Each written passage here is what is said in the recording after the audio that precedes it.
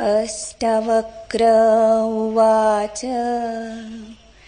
विहाय वैरीणं कामम् अर्थं च अनर्थं साकुलं धर्मम् अपि एतयोः हेतुं सर्वत्र अनादरं कुरु स्वप्नेन्द्रजालवत् पश्य दिनानि त्रीणि पञ्च वा मित्रक्षेत्रधनागार दारदायादिसम्पद यत्र यत्र भवेत् तृष्णा संसारं विदितत्र वै प्रौढवैराग्यम् आश्रित्य वीततृष्णा सुखी भव तृष्णामात्र आत्मको बन्ध तन्नाशो मोक्ष उच्यते भवासंशिक्त मात्रेण प्राप्ति तृष्टि मुहुर्मुहुर् त्वम् एकचेतन शुद्धो जडं विश्वम् असत् तथा अविद्यापि न किञ्चित् सा का बुभुत्सा तथापि ते राज्यं सुता कला प्राणी शरीराणि सुखानि च संसक्तस्यापि नष्टानि तव जन्मनि जन्मनि अलम् अर्थेन कामेन सुकृतेनापि कर्मणा एभ्यः संसारकान्तारे न विश्रान्तम् अभूत् मनः कृतं न कति जन्मानि कायेन मनसा गिरा दुःखम् आयासदं कर्म तत् अद्य उपरम्यताम्। अष्टावक्र ने कहा, वैरी रूप काम को और अनर्थ से भरे अर्थ को त्याग कर और उन दोनों के कारण रूप धर्म को भी छोड़कर तू सबकी उपेक्षा कर।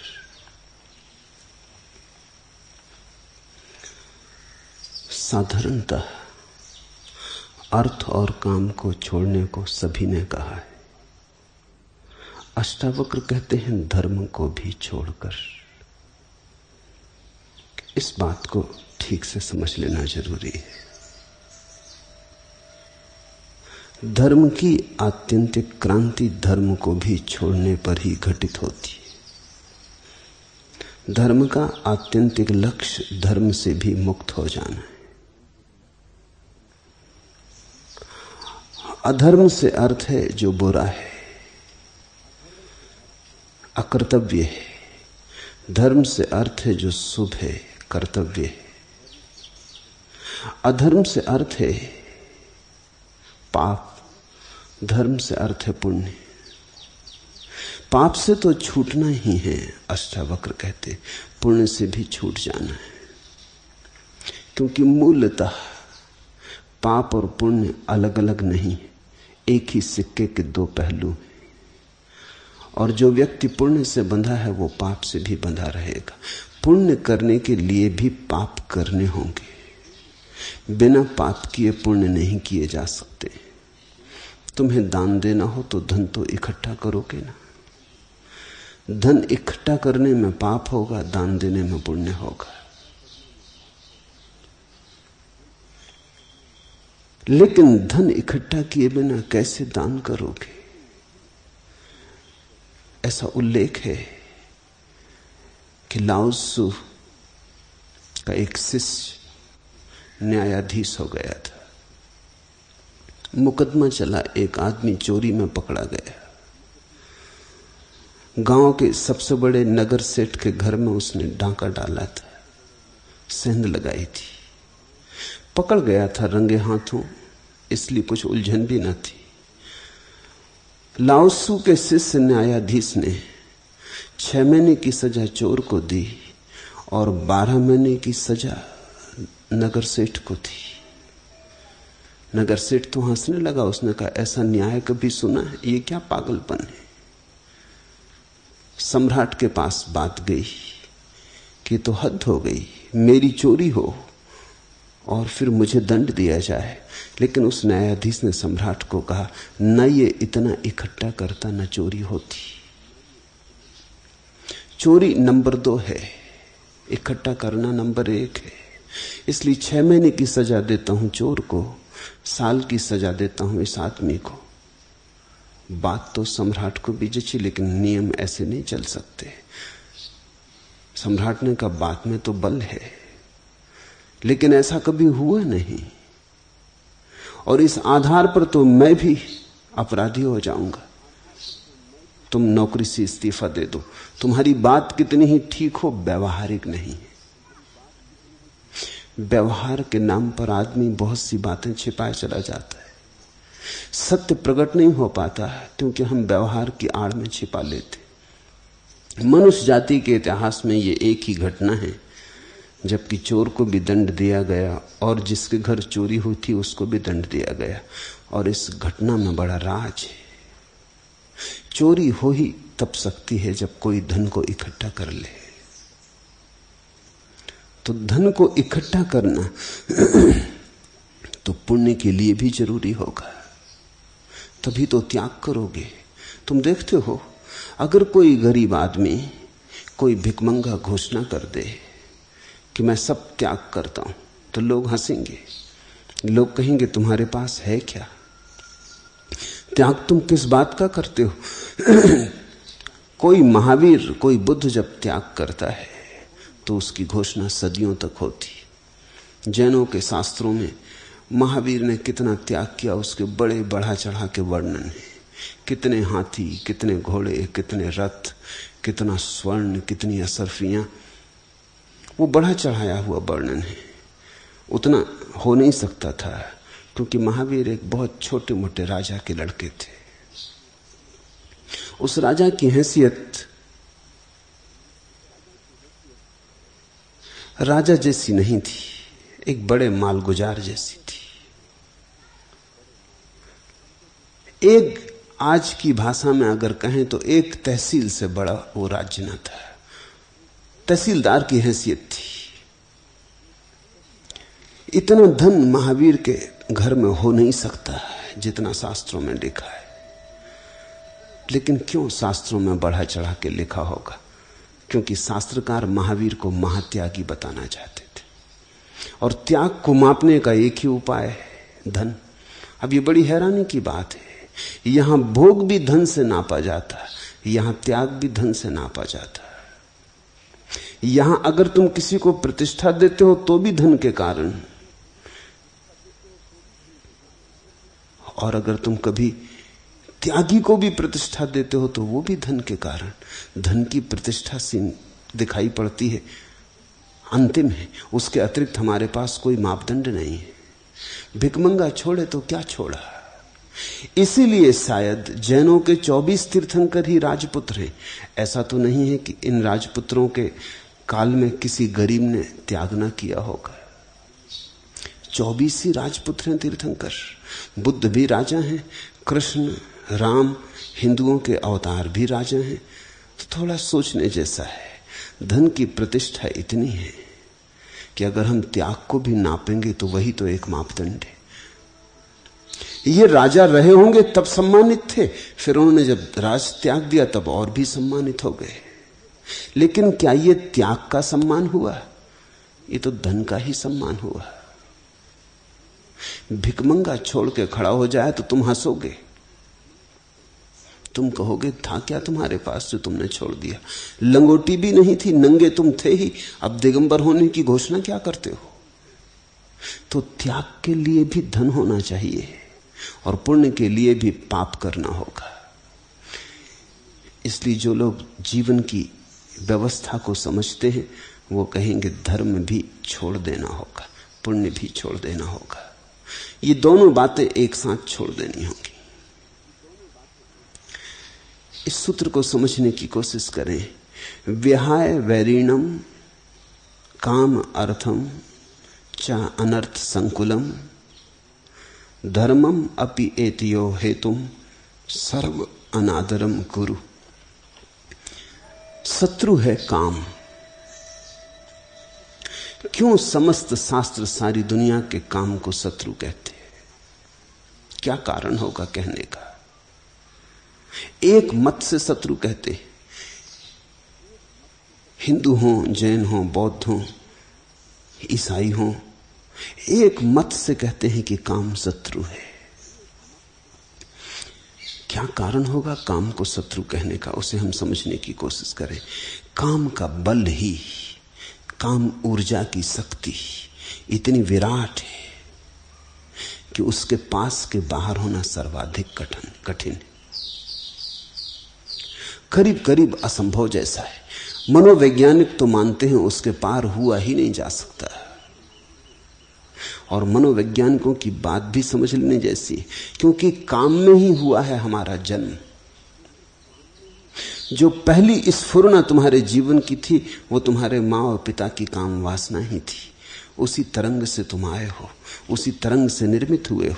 तुम्हारा रोआ रोआ काम से भरा है। तुम्हारा पहला अणु 2 काम अणुओं का जोड़ था, उससे तुम निर्मित हुए। फिर उन्हीं काम अणुओं का फैलाव होता चला गया है। अब तुम्हारे पास करोड़ों सेल हैं शरीर में, लेकिन प्रत्येक सेल काम कोष्ठ है। और तुम ऐसा मत सोचना कि स्त्री तुम्हारे बाहर ही है, क्योंकि जब तुम्हारा जन्म हुआ तो आधा अंग तो मां से मिला, आधा पुरुष से मिला, पिता से मिला। तो तुम्हारे भीतर स्त्री पुरुष दोनों मौजूद हैं। मात्रा का भेद है पर दोनों मौजूद हैं। हिंदुओं की धारणा है अर्धनारीश्वर की।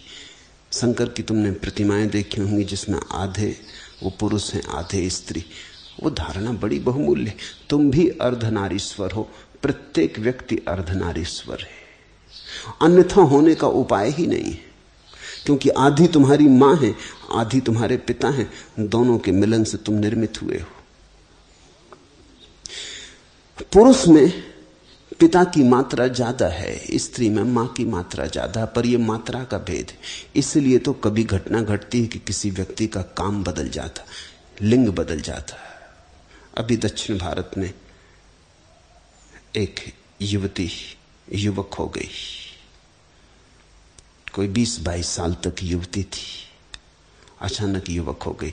पश्चिम में बहुत घटनाएं घटी हैं, और अब तो शरीर शास्त्री कहते हैं कि ये हमारे हाथ की बात हो जाएगी। लोग अगर अपना लिंग परिवर्तन करना चाहें तो कर सकेंगे। कोई व्यक्ति ऊब गया पुरुष होने से तो स्त्री हो सकता है, कोई स्त्री ऊब गई पुरुष होने से, स्त्री होने से तो पुरुष हो सकती है। ये तो सिर्फ थोड़े से हार्मोन बदल देने की बात है, मात्रा बदल देने की बात है। तुम्हारे भीतर ऐसा समझो कि अगर तुम पुरुष हो तो 60% पुरुष के जीवाणु हैं, 40% स्त्री के जीवाणु हैं। बस इस अनुपात को बदल दिया जाए तो तुम स्त्री हो जाओगे। काम से हुआ है जन्म, 2 विपरीत कामों के मिलन पर तुम्हारा जीवन खड़ा है। इसलिए करीब करीब असंभव है, मनोवैज्ञानिक के हिसाब से तो बिल्कुल असंभव है कि व्यक्ति काम वासना के पार हो जाए। धर्म शास्त्र भी यही कहते हैं। आत्म पुराण में बड़ा अद्भुत वचन है, कामेन विजितो ब्रह्मा कामेन विजितो हरा कामेन विजितो विष्णु सक्रा कामेन निर्जिता। काम ने जीता ब्रह्मा को, काम ने हराया शंकर को, काम ने हराया विष्णु को। काम से कौन कब जीता, काम से सब हारे। काम का बल तो प्रबल है, और जिसका जितना ज्यादा बल प्रबल है उसके पार होने में उतना ही संघर्षण होगा। इसलिए कहते हैं वैरी रूप काम। इस जगत में अगर टक्कर ही लेनी हो किसी से, अगर हिम्मत ही हो टक्कर लेने की, अगर संघर्ष करने का और योद्धा करने का, योद्धा बनने का रस हो, तो छोटे मोटे दुश्मन मत चुनना। ख्याल रखना, जितना बड़ा दुश्मन चुनोगे उतनी ही बड़ी तुम्हारी विजय होगी। छोटे मोटे को हरा भी दिया तो क्या सार है। कहते हैं जंगल में, ईसप की कथा है, एक गधे ने सिंह को चुनौती दे दी और कहा अगर हो हिम्मत तो आ मैदान में और हो जाए सीधा युद्ध। लेकिन सिंह चुपचाप चला गया।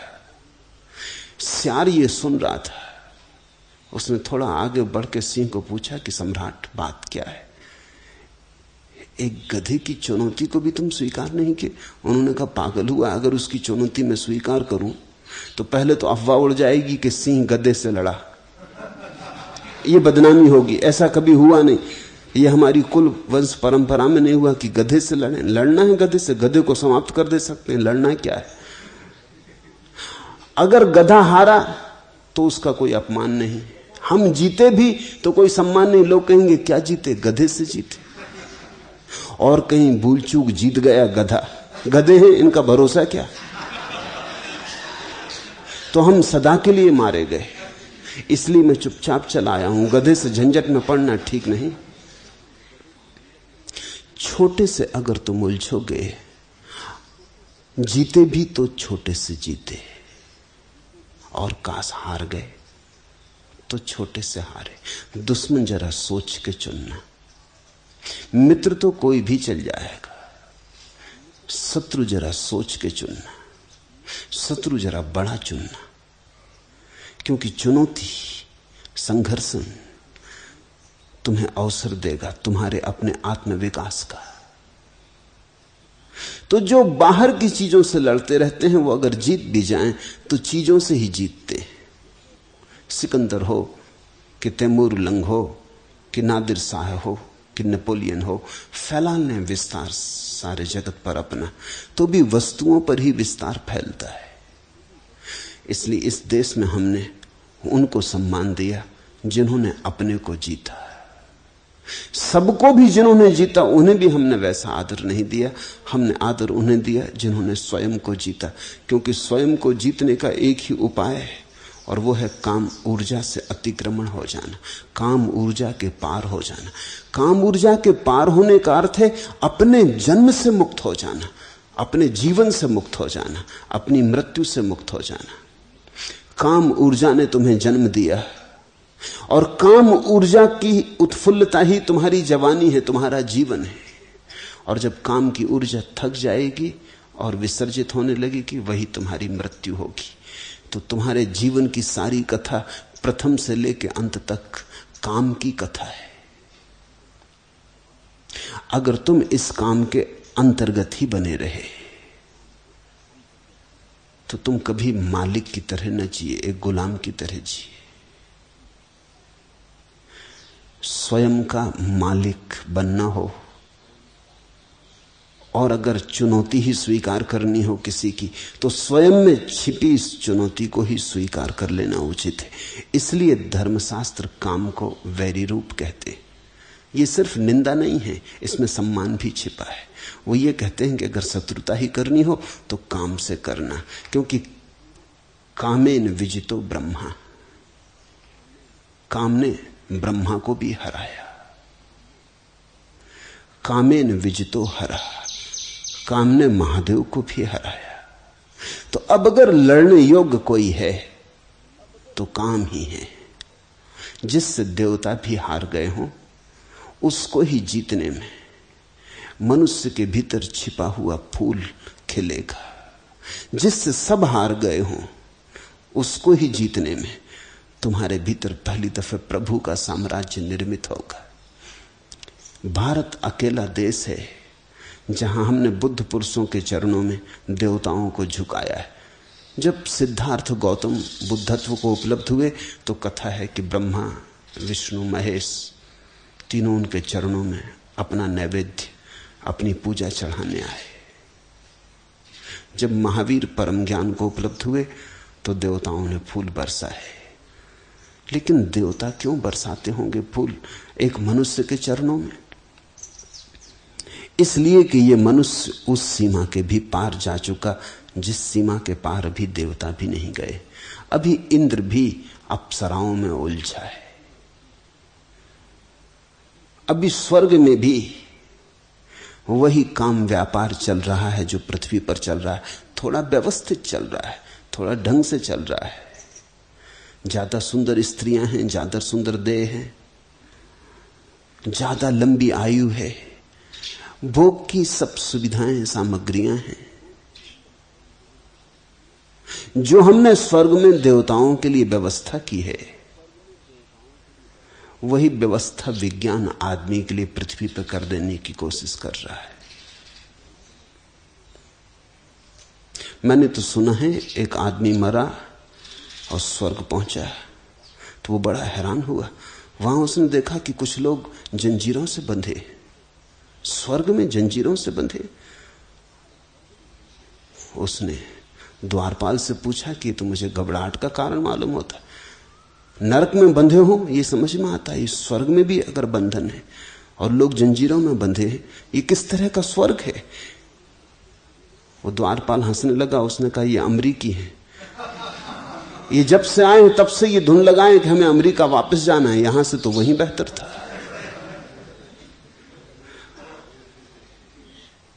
विज्ञान कोशिश कर रहा है कि स्वर्ग को जमीन पर घसीट लाए,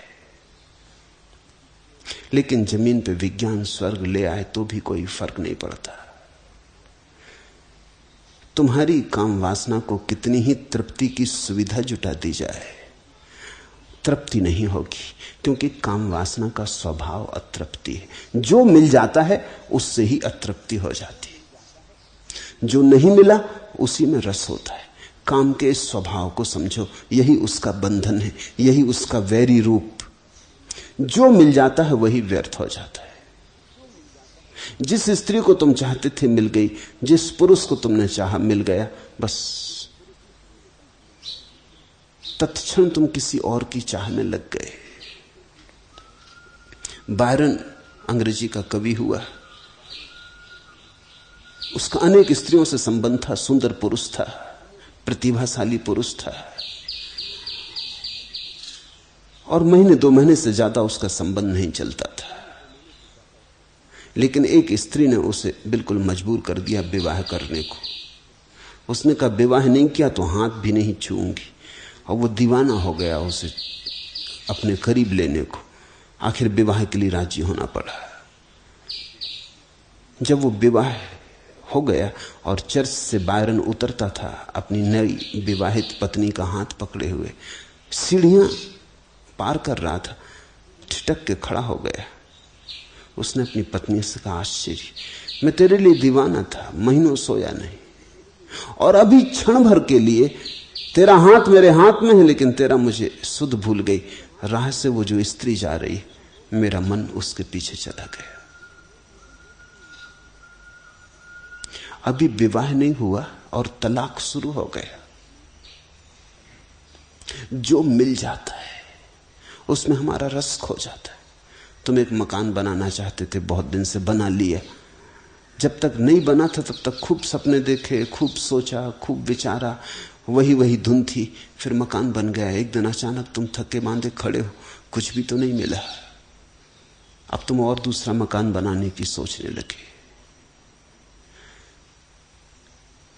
काम की लक्षण यही है कि वो तुम्हें कभी तृप्त न होने देगा। तृप्ति का वहां कोई उपाय नहीं। अतृप्ति की जलती हुई आग ही काम का स्वरूप है। वैरी रूप काम को और अनर्थ से भरे अर्थ को त्याग कर हिंदुओं ने 4 पुरुषार्थ कहे: अर्थ, काम, धर्म, मोक्ष। काम है साधारण आदमी की वासना और अर्थ है उसे भरने का उपाय। धन की हम आकांक्षा इसलिए करते हैं कि हमारी कोई कामनाएं हैं जिन्हें पूरा बिना धन के न किया जा सकेगा। अगर धन है तो सुंदर स्त्री उपलब्ध हो सकती, निर्धन को तो बचा खुचा जो शेष रह जाता वही उपलब्ध होता। अगर धन है तो तुम जो चाहते हो वो तुम्हारे हाथ में हो सकता है। अगर निर्धन हो तो चाहते रहो, चाहने से कुछ भी नहीं होता। धन चाह को यथार्थ बनने में सहयोगी होता है। इसलिए एक बहुत मजे की बात है, तुम धनी से ज्यादा अतृप्त आदमी कहीं भी ना पाओगे। निर्धन को तो आशा रहती, धनी की आशा भी मर जाती। निर्धन को आशा रहती आज नहीं कल धन हाथ में होगा तो कर लेंगे जो भी करना है। धन के पीछे दौड़ता रहता है। धनी के पास धन है, जो करना है करने की सुविधा है, लेकिन करने में कुछ अर्थ नहीं मालूम होता। इसलिए धनी व्यक्ति अनिवार्य रूपेण अशांत, अतृप्त हो जाता। तुम गरीब आदमी को पागल होते ना देखोगे, अमीर आदमी को पागल होते देखोगे। अमीर मुल्कों में ज्यादा पागलपन घटता, गरीब मुल्कों में मनोवैज्ञानिक अभी है ही नहीं, अभी मनोविश्लेषक है ही नहीं। बंबई में शायद एकाध कोई या पूना में एकाध मनोविश्लेषक हो, लेकिन ये 60 करोड़ के मुल्क में तुम कहीं मनोविश्लेषक को ना पाओगे, उसकी कोई जरूरत भी नहीं है। लेकिन न्यूयॉर्क में वो फैलता जा रहा है। उसकी संख्या उतनी ही होती जा रही है जितनी कि शरीर के चिकित्सकों की है। संभावना तो यह है कि इस सदी के पूरे होते होते मन के चिकित्सकों की संख्या ज्यादा होगी शरीर के चिकित्सकों से, क्योंकि शरीर के लिए तो सारी सुविधाएं पश्चिम में मिलती जा रही हैं, और जितनी शरीर की सुविधाएं मिलती हैं उतना मन पागल होता जा रहा है। मेरे देखे अगर गरीब आदमी धार्मिक हो तो यह चमत्कार है, और अगर आदमी अमीर हो और धार्मिक ना हो तो यह भी चमत्कार है। गरीब आदमी धार्मिक हो तो अपवाद स्वरूप है, क्योंकि गरीब आदमी को अभी मन से मुक्त होने का मौका कहां मिला। अभी तो मन की पीड़ा भी उसने नहीं जानी, अभी तो आशा टूटी नहीं। इसलिए गरीब आदमी जब कभी धार्मिक हो जाए तो अपवाद स्वरूप है। धार्मिक आदमी अगर अमीर है तो बिल्कुल स्वाभाविक है, ऐसा होना ही चाहिए था। अमीर आदमी को धार्मिक होना ही चाहिए, क्योंकि अब इस जगत में कुछ है, इसकी आशा समाप्त हो गई। उसके पास सब है, कोई एंड्रू कार्नेगी, कोई रॉकफेलर, सब है उनके पास। जो खरीदना हो सब खरीदा जा सकता है, जितनी मात्रा में खरीदना हो खरीदा जा सकता है। जो खरीदा जा सकता है खरीदने की क्षमता उससे ज्यादा है उनके पास। अब क्या करें? तो अगर धार्मिक आदमी अमीर हो तो साधारण बात है, होना ही चाहिए। गरीब हो तो असाधारण घटना है, और अगर अमीर धार्मिक आदमी न हो तो बड़ी असाधारण घटना है। ऐसा होना नहीं चाहिए। इसके 2 ही अर्थ हो सकते हैं, या तो वो बुद्धू है, मूढ़ है, और या फिर अभी ठीक से धनी नहीं हुआ। ठीक से धनी हो और बुद्धि पास हो तो धार्मिक होने के सिवा कोई उपाय नहीं। गरीब आदमी को धार्मिक होना हो तो बड़ी प्रखर प्रतिभा चाहिए। अमीर आदमी को अगर धार्मिक होने से बचना हो तो बड़ी प्रखर मूढ़ता चाहिए। भारत जब धनी था तो धार्मिक था, स्वर्ण युग था भारत का। बुद्ध महावीर के समय में शिखर पर था भारत, दुनिया में सोने की चिड़िया था।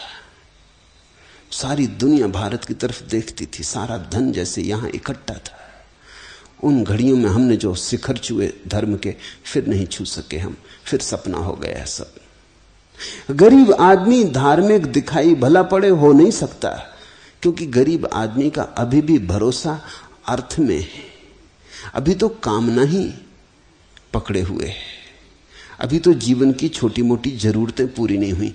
धर्म तो जीवन की बड़ी आखिरी जरूरत है।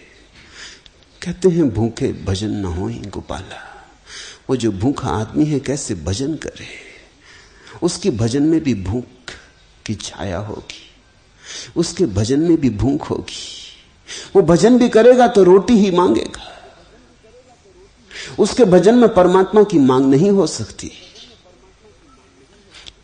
जब जीवन की छोटी जरूरतें पूरी हो जाती, शरीर मन की दौड़ के लिए सब उपाय हो जाते हैं, तब अचानक पता चलता है कि यहां तो पाने योग्य कुछ भी नहीं है, तो कहीं और है पाने योग्य। उसकी खोज शुरू होती। धर्म की यात्रा तभी शुरू होती जब अर्थ और काम की यात्रा व्यर्थ हो जाती। तो दो यात्राएं हैं इस जगत में, एक है अर्थ काम। अर्थ है साधन, काम है साध्य। फिर दूसरी यात्रा है धर्म मोक्ष। धर्म है साधन, मोक्ष है साध्य। तो साधारणता ऐसा समझा गया है कि जिस आदमी को मोक्ष पाना हो उसे धर्म कमाना चाहिए। जैसे जिस व्यक्ति को कामना तृप्त करनी हो उसे धन कमाना चाहिए, क्योंकि धन के बिना कैसे तुम कामना तृप्त करोगे। जिसको काम का जगत पकड़े हो उसे अर्थ कमाना चाहिए, और जिस व्यक्ति को ये बात व्यर्थ हो गई, अब उसे मुक्त होना है, परम मुक्ति का स्वाद लेना है, उसे धर्म कमाना चाहिए। ये साधारण धर्म की व्यवस्था है।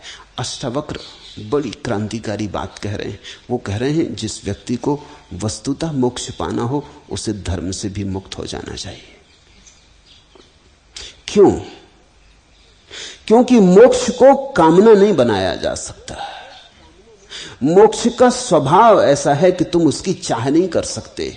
जिसकी भी तुमने चाह की वो मोक्ष नहीं रह गया। तुम्हारी चाह अगर पीछे खड़ी है तो तुम जो भी चाहोगे वो संसार हो गया। मोक्ष का कोई साधन नहीं है, धर्म भी मोक्ष का साधन नहीं है। ये तो हमारी गणित की दुनिया है। हम कहते हैं यहां काम वासना पूरी करनी है तो धन कमाओ, और अगर मोक्ष पाना है तो धर्म कमाओ। लोग धर्म भी कमाते हैं जैसा धन कमाते हैं। लोग पुण्य को भी तिजोरी में भरते चले जाते हैं जैसे सिक्कों को भरते हैं। जैसे खाते बही बनाते हैं और बैंक बैलेंस रखते हैं, वैसा ही पुण्य का भी हिसाब रखते हैं। परमात्मा के सामने खोल कर रख देंगे अपनी किताब कि ये इतने इतने पुण्य किए थे, इनका बदला चाहिए। साधारण आदमी का तर्क यही है कि जीवन में सब कुछ सौदा है, व्यवसाय है। अष्टावक्र कहते हैं मोक्ष कोई सौदा नहीं, कोई व्यवसाय नहीं। तुम्हारे कुछ करने से न मिलेगा, प्रसाद रूप है। तुम्हारी चाह से नहीं मिलेगा, तुम्हारी चाह के कारण ही तुम चूक रहे हो। मोक्ष तो मिला ही हुआ है, तुम्हारी चाह के कारण तुम नहीं देख पा रहे। चाह ने तुम्हें अंधा किया है। तुम चाहत छोड़ो, तुम चाह छोड़ो। तुम बिना चाह के थोड़ी देर तो रह के देखो, अचानक पाओगे मोक्ष की किरणें तुम्हारे भीतर उतरने लगी। तो मोक्ष कोई साध्य नहीं है जिसका साधन हो सके। मोक्ष स्वभाव है, मोक्ष है ही। हम मोक्ष में ही जी रहे हैं। मैंने सुना है एक मछली बचपन से ही सुनती रही थी सागर की, महासागर की बातें।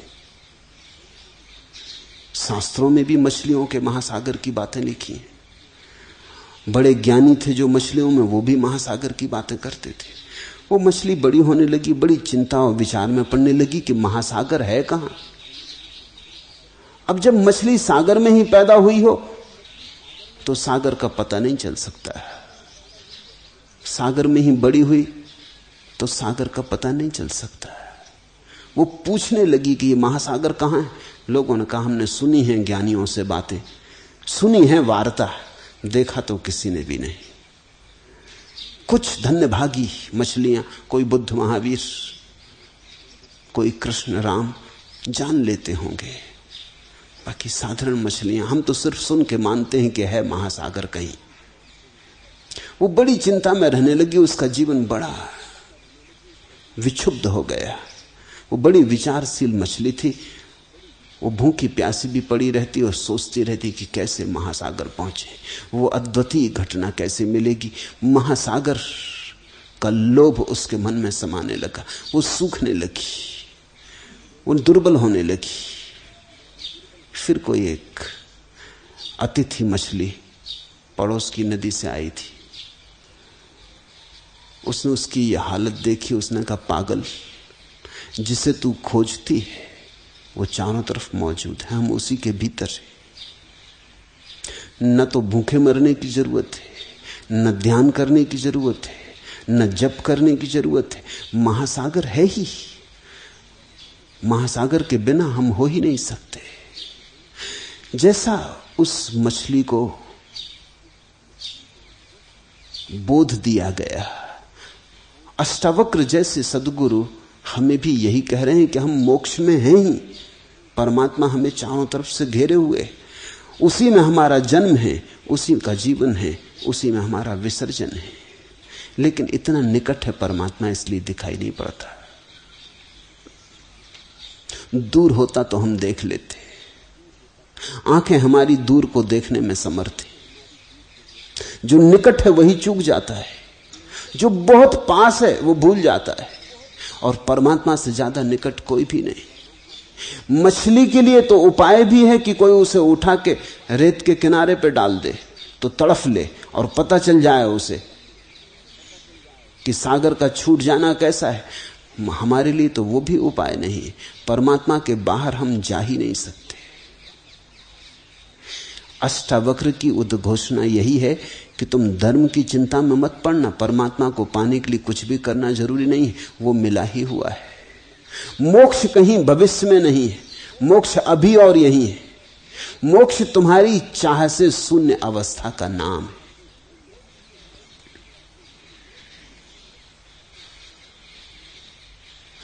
वैरिणम कामम, काम है शत्रु, क्योंकि वो तृप्त न होने देगा।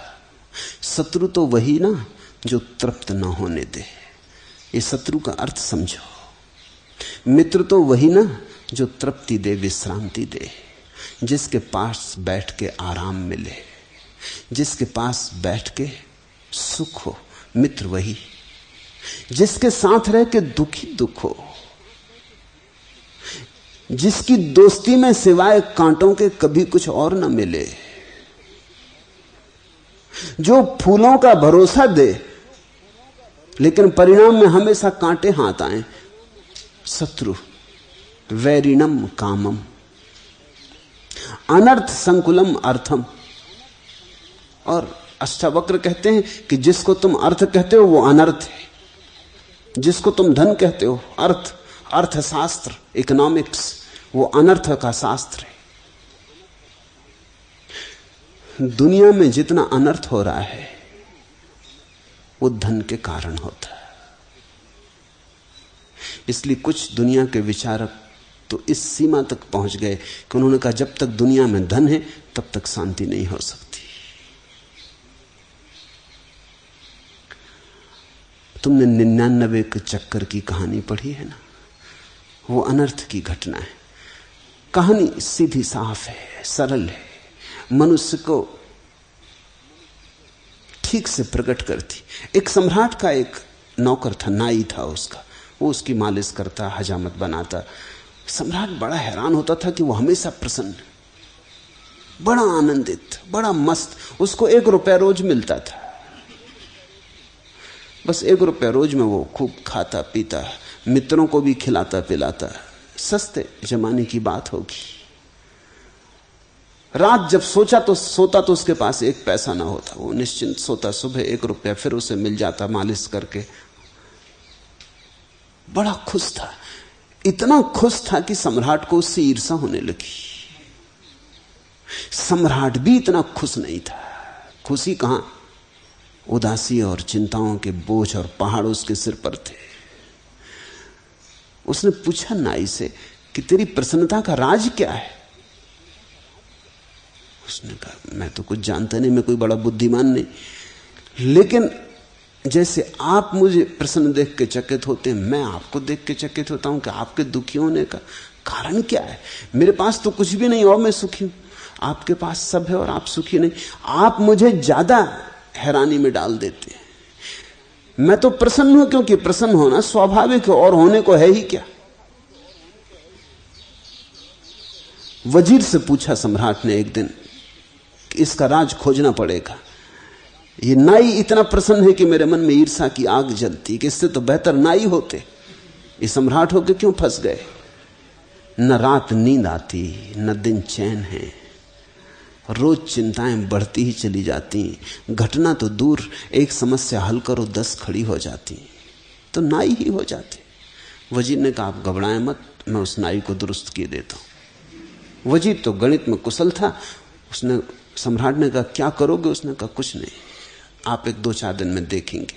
वो एक 99 रुपए एक थैली में रख के रात नाई के घर में फेंक आया। जब सुबह नाई उठा उसने 99 गिने, बस वो चिंतित हो गया। उसने कहा बस 1 रुपया आज मिल जाए तो आज उपवास ही रखेंगे, 100 पूरे कर लेंगे। बस उपद्रव शुरू हो गया। कभी उसने इकट्ठा करने का सोचा न था, इकट्ठा करने की सुविधा भी न थी। 1 रुपया मिलता था वो पर्याप्त था जरूरतों के लिए। कल की उसने कभी चिंतना ही न की थी, कल उसके मन में कभी छाया ही न डाला था, वो आज में ही जिया था। आज पहली दफा कल उठा। 99 पास में थे, 100 करने में देर ही क्या थी। सिर्फ एक दिन तकलीफ उठानी थी कि 100 हो जाएंगे। उसने दूसरे दिन उपवास कर दिया। लेकिन जब दूसरे दिन वो आया सम्राट के पैर दामने, तो वो मस्ती न थी, उदास था, चिंता में पड़ा था। कोई गणित चल रहा था। सम्राट ने पूछा आज बड़े चिंतित मालूम होते हो, मामला क्या है? उन्होंने कहा नहीं हुजूर कुछ भी नहीं, कुछ नहीं, सब ठीक है। मगर आज बात में वो सुगंधना थी जो सदा होती थी। सब ठीक है, ऐसे कह रहा था जैसा सभी कहते हैं सब ठीक है। जब पहले कहता था तो सब ठीक था ही, आज औपचारिक कह रहा था। सम्राट ने कहा नहीं मैं ना मानूंगा, तुम उदास दिखते हो, तुम्हारी आंख में रौनक नहीं, तुम रात सोए ठीक से? उसने कहा आप पूछते तो आपसे झूठ कैसे बोलूं, रात नहीं सो पाया।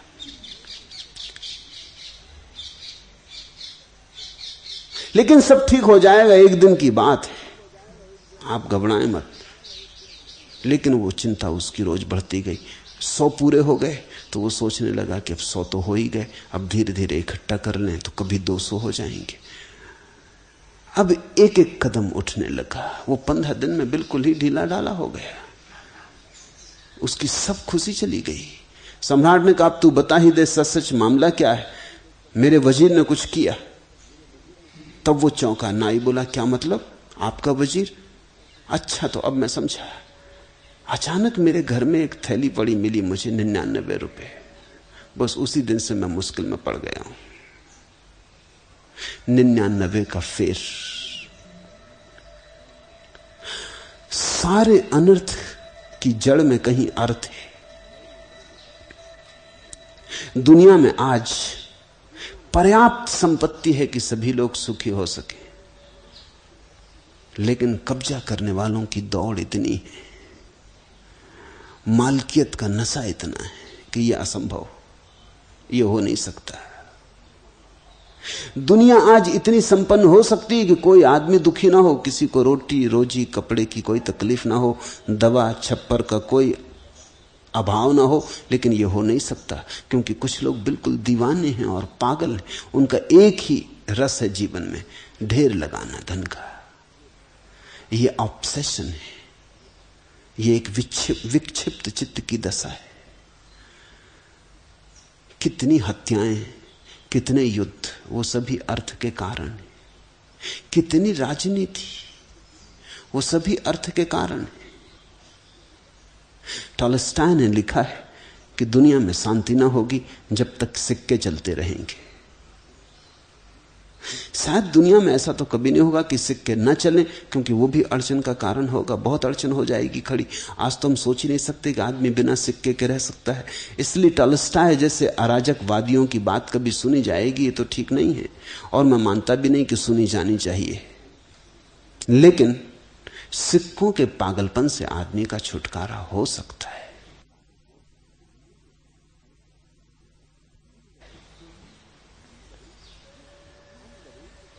ख्याल करें, जिस आदमी को धन के पीछे तुम दौड़ते पाओगे, उस आदमी को अगर गौर से देखो तो एक बात तुम्हें पक्की मिलेगी, उस आदमी के जीवन में प्रेम ना मिलेगा। कृपण प्रेमी नहीं होता, हो ही नहीं सकता, और प्रेमी कभी कृपण नहीं होता। तो ऐसा लगता है जितना जीवन में प्रेम होता है धन का पागलपन उतना ही कम होता है, और जितना जीवन में प्रेम कम होता है धन का पागलपन उतना ही ज्यादा होता है। धन प्रेम की परिपूर्ति है। हृदय प्रेम से खाली रह गया है तो किसी चीज से भरना होगा। वो जो भीतर की रिक्तता है घबराती है, डर पैदा होता है कि मैं भीतर खाली खाली भर लूं किसी चीज से। मनस्विद कहते हैं कि बच्चा जब पहली दफा पैदा होता है तो उसके जीवन में जो पहली महत्वपूर्ण घटना घटती है वो है मां का स्तन। और मां के स्तन से दो चीजें साथ साथ बहती हैं उस बच्चे में, प्रेम और दूध।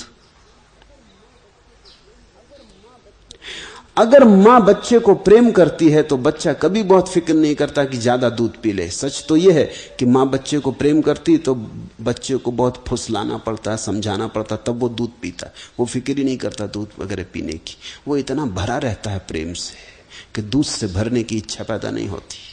अगर बच्चे को शक हो जाए कि मां प्रेम नहीं करती, या सौतेली मां है, या नर्स है,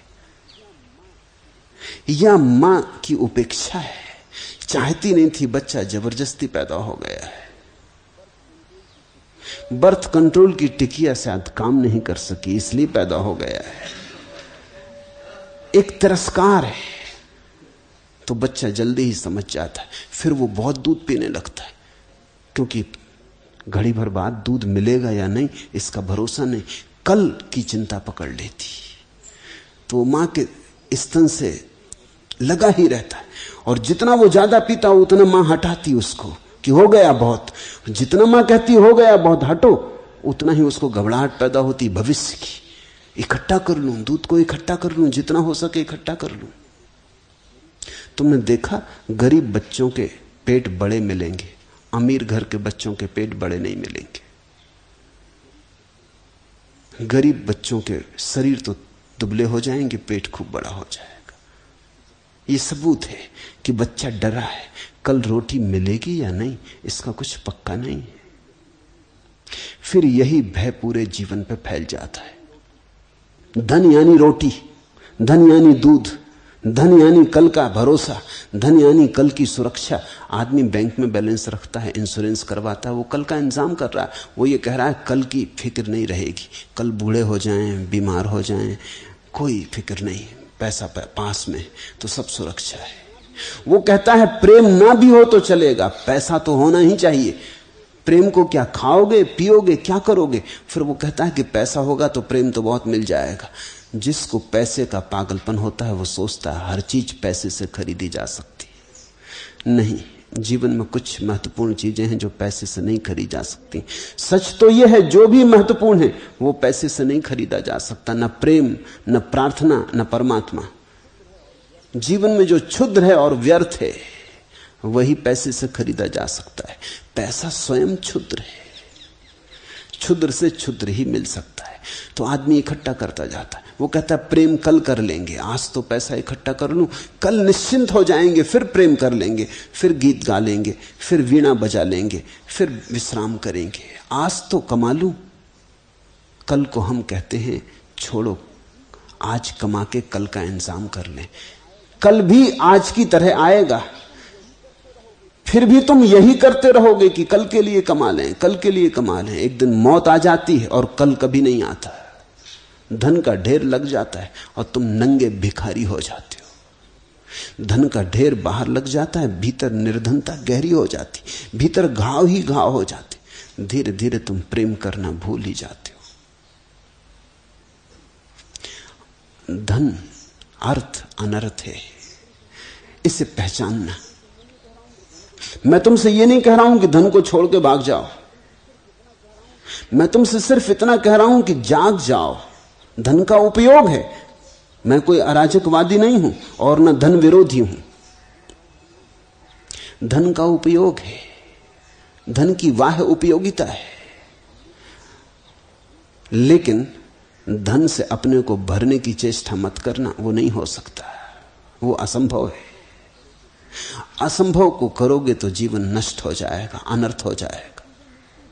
धन से कुछ चीजें मिलती हैं, जरूर मिलती हैं, और उन चीजों का मूल्य भी है, लेकिन उन चीजों से कोई तृप्ति नहीं मिलती। जीसस का वचन है, man can not live by bread alone.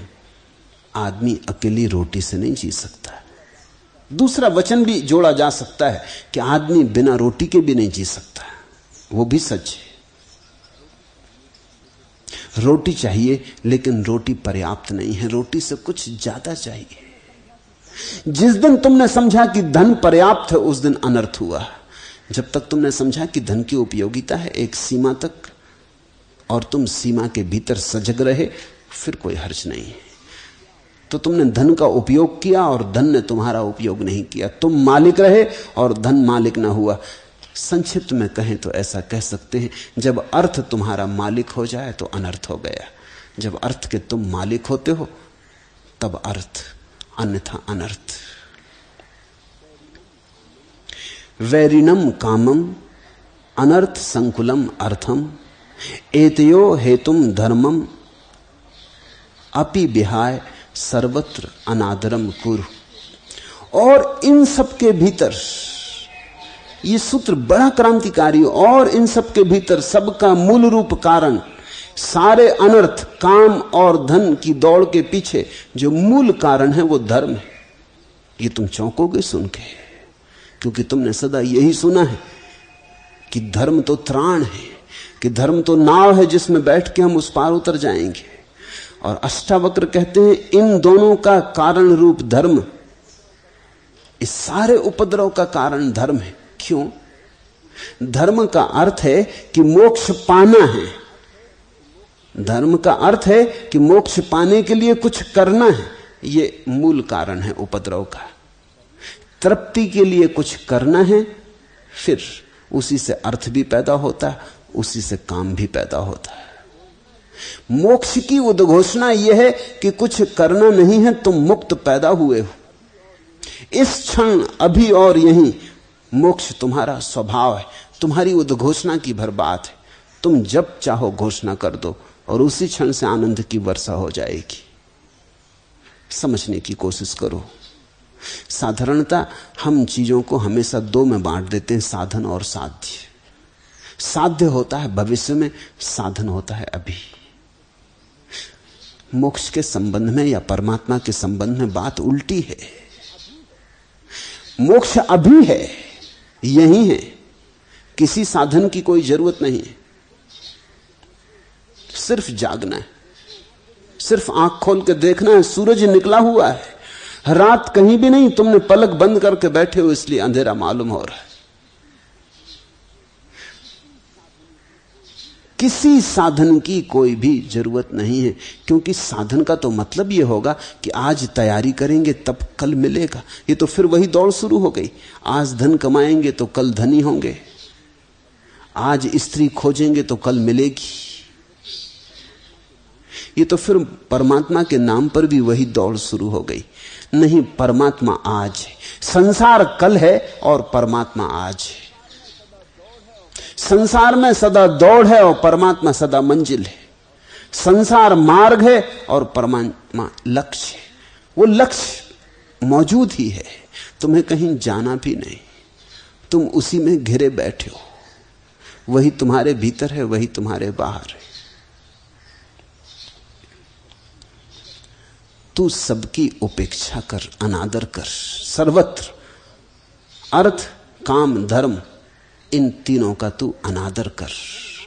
तेरे मन से साधन मात्र अनादृत हो जाए, ये तीनों साधन हैं, इन तीनों का अनादर हो जाए तो जो शेष रह जाएगा वही मोक्ष है। मित्र, खेत, धन, मकान, स्त्री भाई आदि संपदा को तू स्वप्न और इंद्रजाल के समान देख, जो 3 या 5 दिन ही टिकते हैं।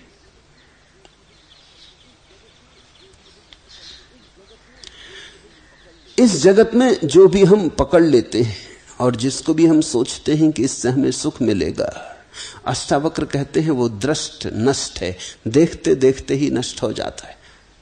स्वप्न जैसा है, जब होता है तो सच लगता है, जब खो जाता है तब बड़ी हैरानी होती। तुमने देखा स्वप्न का ये स्वभाव देखा? रोज रात देखते हो, रोज सुबह जाग के पाते हो झूठा था, और फिर जब रात सोते हो दूसरे दिन तो फिर उस झूठ में पड़ जाते हो, फिर रात वही सपना, फिर ठीक मालूम होने लगता है। सपने में तुम्हें कभी संदेह उठता ही नहीं। सपने में मैंने नास्तिक देखा ही नहीं, सपने में सभी आस्तिक। सपने में संदेह उठता ही नहीं, भ्रम उठता ही नहीं, शक उठता ही नहीं। सपने में तो बिल्कुल श्रद्धा रहती। बड़े आश्चर्यजनक लोग हैं।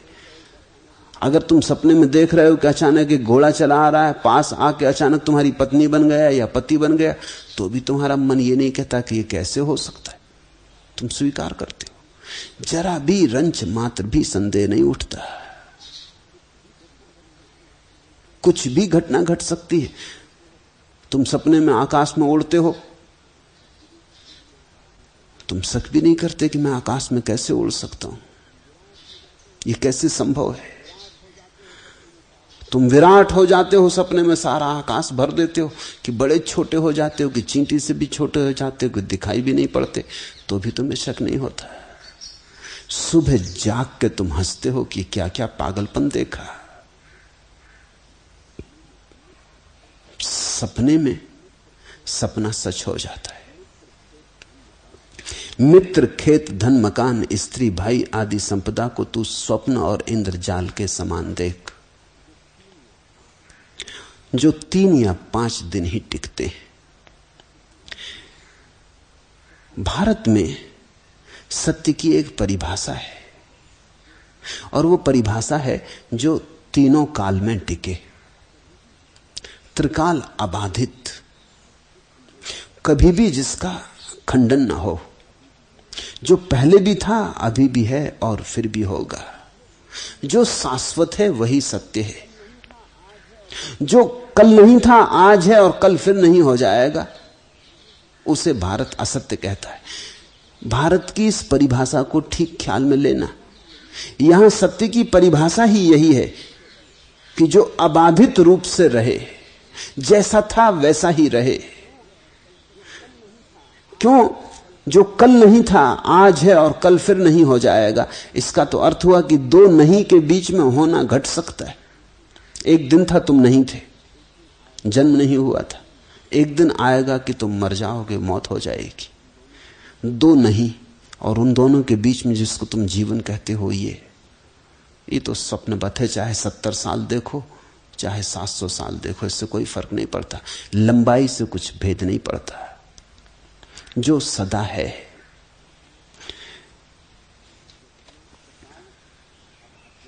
त्रिकाल अबाध्यत्वे सत्यत्वम, जो तीनों काल में अबाधित रहे वही सत्य है। भारतीय मनोविज्ञान मनुष्य की चेतना की 4 अवस्थाएं कहता है।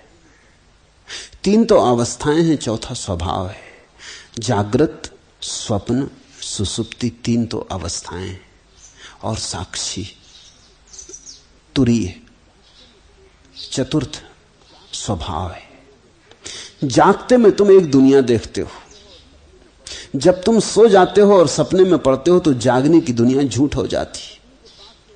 तुम ठीक अपनी पत्नी के पास सो रहे हो बिस्तर पर, लेकिन पत्नी झूठ हो गई जब तुम सो गए। तुम्हें सोने में पत्नी की कभी याद नहीं आती। तुम ये सोचते नहीं इस भाषा में कि वो मेरी पत्नी। जब तुम सो गए तो बच्चे, तुम्हारा मकान, तुम गरीब हो कि अमीर, प्रतिष्ठित हो कि अप्रतिष्ठित, साधु हो कि संत कि असाधु कि असंत, सब खो गया। जागना एक सपना था। जब दूसरा सपना शुरू हुआ, जागने का सपना खो गया। फिर सुबह जब सपना टूटता, फिर दूसरा सपना शुरू हुआ। सपने में जो देखा था वो अब खो गया।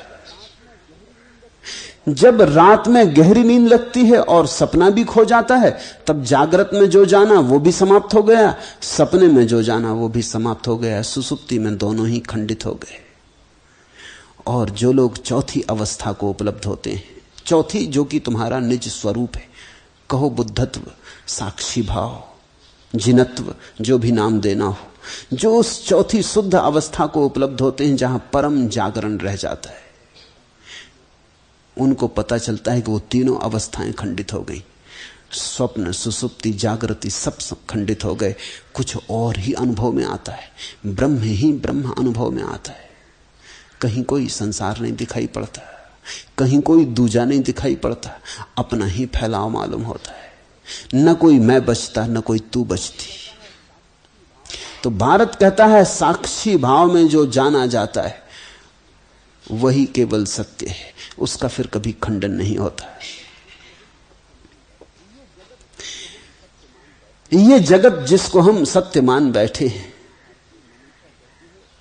भारतीय मनीषा कहती है इस जगत की परिभाषा गच्छतीति जगत, जो जा रहा है जगत, जो गया गया है जगत, जो जा ही चुका है, जो जाने के किनारे खड़ा है जगत। जगत का अर्थ है जो अथिर है, जो थिर नहीं, जो नदी की धार की तरह बहा जा रहा है, जहां सब परिवर्तन ही परिवर्तन है और कुछ भी शाश्वत नहीं।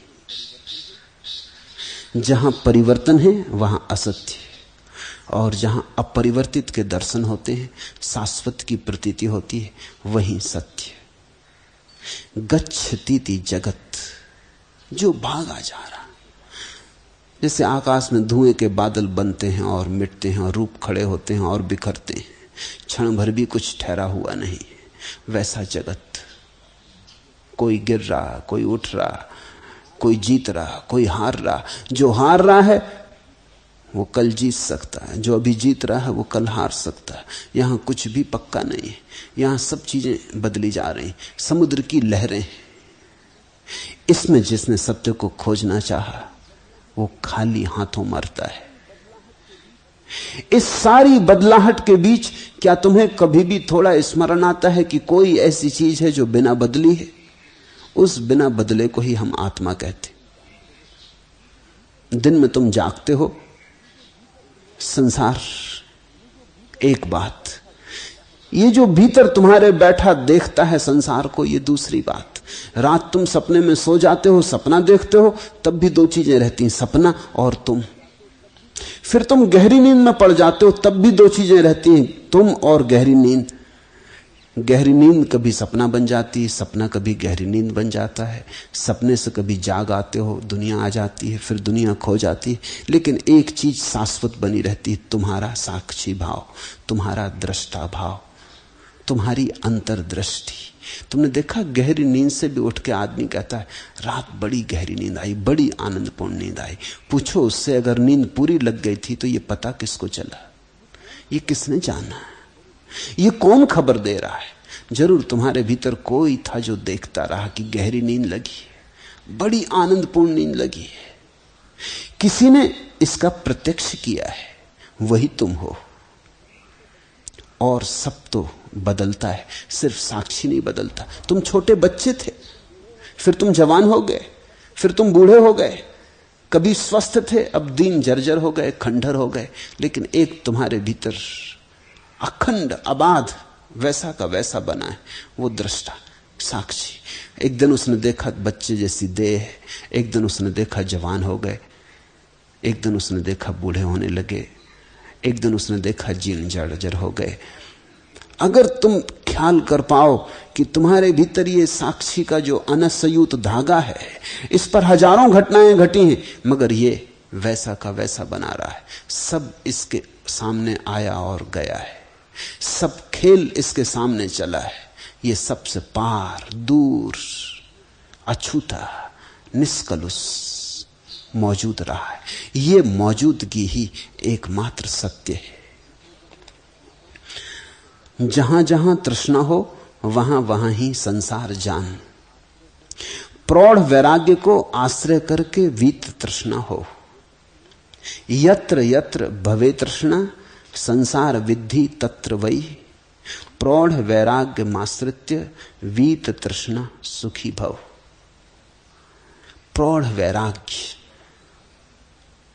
कच्चा वैराग्य खतरनाक है, पक्का वैराग्य। क्या फर्क है कच्चे और पक्के वैराग्य में? एक तो वैराग्य है जो तुम किसी की बातें सुन के ले लो। किसी साधु सत्संग में वैराग्य की चर्चा चलती हो, वैराग्य के अनूठे अनुभवों की बात होती हो, तुम्हारा लोभ जग जाए। वैराग्य के आनंद की प्रशस्ति गाई जा रही हो, कोई समाधि के सुख का वर्णन कर रहा हो और तुम्हारे भीतर वासना जग जाए कि ऐसा आनंद हमें भी मिले, ऐसा सुख हम भी पाएं, ऐसी परम रसपूर्ण अवस्था हमारी भी हो, और इस कारण तुम वैराग्य ले लो। तो कच्चा वैराग्य ये टिकेगा नहीं, ये तुम्हें बड़े खतरे में डालेगा। तुम अभी पके ना थे, कच्चे तोड़ लिए गए। कच्चा फल टूट जाए तो वृक्ष को भी पीड़ा होती, फल को भी पीड़ा होती। और कच्चा फल कच्चा है, इसलिए कुछ अनुभव घटेगा नहीं। जो पके फल को घटा है वो कच्चे को घट नहीं सकता, क्योंकि वो पकने में ही घटता है। जब पका फल वृक्ष से गिरता है तो कभी किसी को पता भी नहीं चलता कब गिर गया। चुपचाप, न वृक्ष पे घाव छूटता, न पके फल को कोई पीड़ा होती, चुपचाप सरक जाता है। हवा का झोंका भी ना आया हो और चुपचाप सरक जाता है। पका वैराग्य, प्रौढ़ वैराग्य, ये शब्द बहुत बहुमूल्य है। प्रौढ़ वैराग्य का अर्थ है जीवन की असारता को अनुभव करके जो वैराग्य जन्मे। वैराग्य का गीत सुन के, विराग की प्रसक्ति सुन के जो लोभ के कारण वैराग्य आ जाए तो वो कच्चा सन्यास है। उससे बचना उसका कोई भी मूल्य नहीं, वो बड़े खतरे में डाल देगा। वो तुम्हें संसार का अनुभव भी ना करने देगा और समाधि तक भी न जाने देगा। तुम बीच में अटक जाओगे त्रिशंकु की भांति। प्रौढ़ वैराग्य, संसार का ठीक ठीक अनुभव करके, अपने ही अनुभव से जान के। बुद्ध तो कहते हैं संसार दुख है, और अष्टावक्र कहते हैं कि काम शत्रु है, और महावीर कहते हैं अर्थ में सिर्फ अनर्थ है। मगर ये वे कहते हैं, ये तुमने नहीं जाना। इनकी सुन के एकदम चल मत पड़ना, अनुयायी मत बन जाना, नहीं तो खतरा होगा। तुम्हारे पास अपनी आंखें नहीं है, तुम कहीं ना कहीं खाई खड्डे में गिरोगे। इनकी बात समझना और जीवन की कसौटी पे कसना। अनुयायी मत बनना, अनुभव से सीखना। ये कहते हैं तो ठीक ही कहते होंगे, इस पे विश्वास कर लेने की कोई जरूरत नहीं है। ये कहते हैं तो ठीक ही कहते होंगे, इस पर अविश्वास करने की भी कोई जरूरत नहीं है, लेकिन इस पर प्रयोग करने की जरूरत है। ये जो कहते हैं उसे जीवन में उतारना, देखना अपनी वासना को। अगर तुम्हारा भी यही निष्कर्ष हो, तुम्हारा अवलोकन भी यही कहे कि बुद्ध ठीक कहते हैं, अष्टावक्र ठीक कहते हैं, लेकिन निर्णायक तुम्हारा अनुभव हो, बुद्ध का कहना नहीं, बुद्ध गवाह हो, मौलिक निष्पत्ति तुम्हारी अपनी हो, फिर तुम्हारे जीवन में जो वैराग्य होगा वो प्रौढ़ वैराग्य है। जहां जहां तृष्णा हो वहां वहां संसार जान। अगर मोक्ष की भी तृष्णा हो तो वह भी संसार है। इसलिए धर्म को भी कहा त्याग कर देना। प्रौढ़ वैराग्य को आश्रय करके वीत तृष्ण हो। प्रौढ़ वैराग्य माश्रितम वीत तृष्णा सुखी भव। अभी हो जा सुख को उपलब्ध, लेकिन पहले वैराग्य को प्रौढ़ हो जाने दे। यत्र यत्र तृष्णा भवेत तत्र संसारम विद्धि वै। जहां जहां है वासना वहां वहां संसार। समझना, वासना संसार है, इसलिए संसार को छोड़ने से कुछ भी ना होगा, वासना छोड़ने से सब कुछ होगा। संसार तो वासना के कारण निर्मित होता है। तुम संसार से भाग गए तो कुछ लाभ नहीं, वासना साथ रही तो नया संसार निर्मित हो जाएगा। जहां तुम होगे वहीं ब्लूप्रिंट तुम्हारे पास है, फिर तुम खड़ा कर लोगे। उससे तुम बच ना पाओगे। उसका बीज तुम्हारे भीतर से, वासना बीज है, संसार वृक्ष है। बीज को दग्ध करो, वृक्ष से मत लड़ने में लग जाना। तत्र संसारम विद्धि वै प्रौढ़ वैराग्यम आश्रितम वीत तृष्णा सुखी भव। और प्रौढ़ता को उपलब्ध हो। इसलिए कच्चे कच्चे भागो मत, गैर अनुभव में भागो मत, भगोड़े मत बनो, पलायनवादी मत बनो। जीवन की गहराई में, सघन में खड़े होकर, जीवन को सब तरह जानकर, काम वासना में उतर के ही तुम काम वासना से मुक्त हो सकोगे। काम वासना की गहराइयों में उतर के ही तुम जान पाओगे व्यर्थता। धन की दौड़ में दौड़ के ही तुम पाओगे मिलता कुछ भी नहीं।